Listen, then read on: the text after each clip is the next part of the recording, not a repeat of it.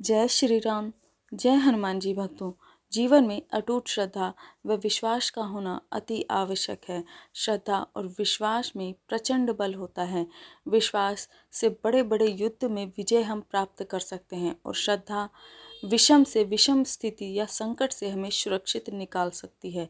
मंत्र, जप, हवन, यज्ञ, यंत्र, तंत्र, शांति कर्म तथा धर्मोपचार व प्रार्थना व पूजा आदि सभी विधान के अलावा साधक की अपनी श्रद्धा व विश्वास का भी विशेष महत्व होता है।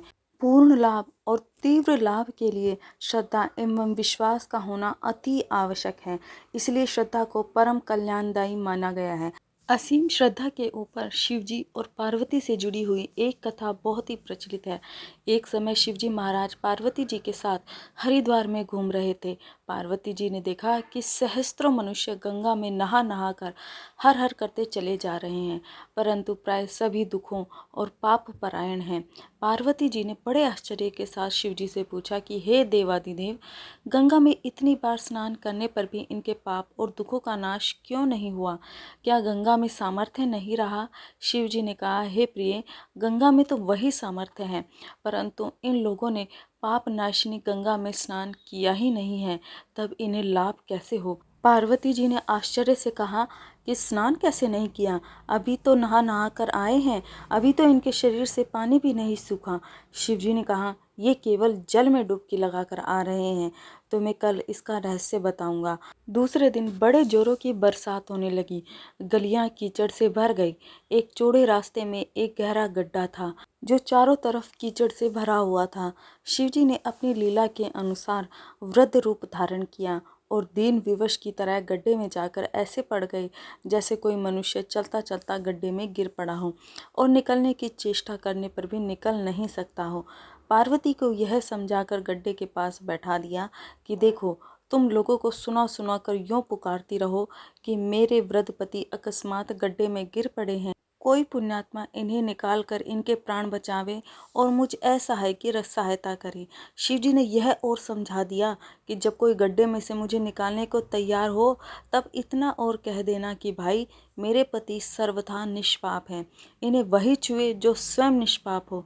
यदि आप निष्पाप हैं तो ही इनके हाथ लगाओ, नहीं तो हाथ लगाते ही आप भस्म हो जाओगे। पार्वती जी ने कहा, मैं अवश्य ही ऐसा करूंगी। यह कहकर वह गड्ढे के किनारे बैठ गई और आने जाने वालों को सुना सुना कर शिव जी की सिखाई हुई बात कहने लगी। गंगा जी में से नहाकर अनेकों लोग आ रहे थे। सुंदर युवती को यूं बैठी देखकर कईयों के मन में पाप आया। कई लोग लोक लज्जा के डर से, तो कईयों को कुछ धर्म का भय हुआ। कई कानून से डरे, तो कुछ लोगों ने तो पार्वती को यह भी कह दिया कि मरने दे बुड्ढे को, क्यों इसके लिए रोती है।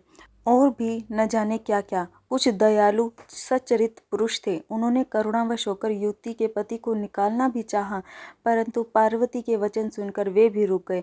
उन्होंने सोचा कि हम गंगा में नहाकर आए हैं तो क्या हुआ, हम पापी तो हैं ही, कहीं हम बुड्ढे को निकाल भी दें, लेकिन इस स्त्री के कथा अनुसार कहीं हम स्वयं ही भस्म ना हो जाएं, भलाई के चक्कर में कहीं हम ही ना मर जाएं। सैकड़ों आए, सैकड़ों ने पूछा और चले गए। संध्या हो चली। शिवजी ने कहा, पार्वती, देखा आया कोई गंगा में नहाने वाला। थोड़ी देर बाद एक जवान व्यक्ति हाथ में लोटा लिए हर हर करता हुआ निकला। पार्वती ने उससे भी वही बात कही। युवक का हृदय करुणा से भरा आया। उसने शिवजी को निकालने की तैयारी की तो पार्वती ने उन्हें रोककर कहा कि भाई, यदि तुम सर्वथा निष्पाप नहीं होोगे तो मेरे पति को छूते ही जल जाओगे। उसने उसी क्षण बिना किसी संकोच के दृढ़ निश्चय के साथ पार्वती जी से कहा, माता, निष्पाप होने में तुझे संदेह क्यों होता है?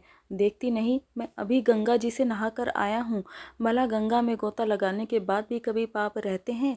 तेरे पति को निकालता हूँ। युवक ने लपक कर बूढ़े को उठा लिया। शिव पार्वती ने उसे अधिकारी समझकर अपना असली स्वरूप प्रकट करके उसे दर्शन देकर कृतार्थ किया।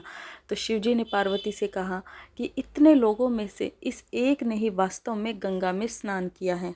तो इस कथा के अनुसार जो लोग बिना श्रद्धा के केवल ऊपरी दिखावे के लिए ही भगवान का नाम जप भक्ति ग्रहण करते हैं, उन्हें वास्तविक फल नहीं मिलता है। परंतु इसका मतलब यह नहीं है कि नाम ग्रहण करना व्यर्थ है, अर्थात नाम जप करना व्यर्थ है। बिना श्रद्धा के भी अगर आप नाम जप करते हो तो भी आपको उसका फल अवश्य ही मिलता है, परंतु जैसा चाहिए वैसा नहीं होता।